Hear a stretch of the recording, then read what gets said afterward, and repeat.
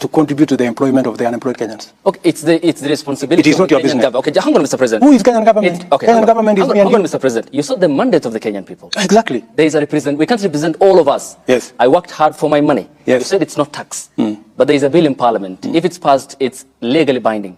Why would I make a contribution for others to succeed? It's your business as the government. You are the head of state. You have the responsibility. You have the mandate. That's why the Constitution gives me the power to tax. But it's you who is leading the government. That's why the Constitution gives me the power to sign things into law. But okay. You know? So I am simply doing my job. Mr. President, let's get the specifics very clear. Yeah. It's a very simple issue. Yes. You are saying it's not a tax. It is not a tax. That's the Commander-in-Chief saying. Yes, it is not a tax. Hang on, let's go step by step. Yes. There is a bill that will come before Parliament. Absolutely. Hypothetically, let's say it's passed. If it's not a tax, why would I contribute? Because it is the law.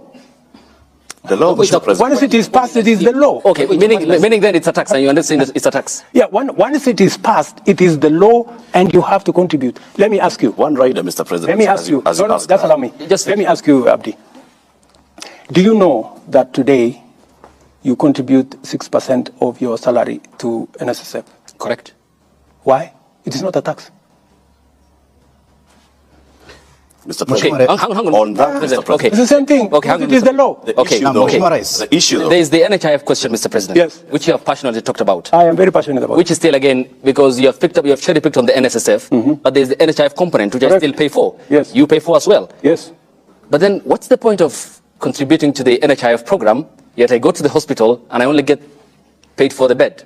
You said that Kenya is committed, and in your Carter speech in Atlanta, you said it's based on humanitarianism, helping Haiti out.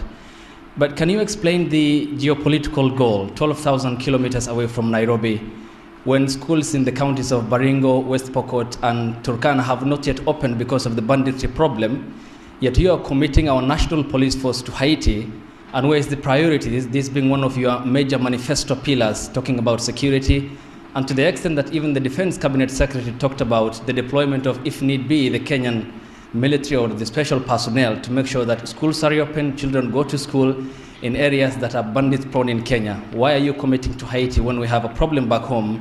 Is it an irony that you are putting the fire in the faraway neighbor's home when when our own home is on fire? Thank you very much. I made a commitment to the people of Kenya to sort out insecurity in the North Rift. I have followed that with action.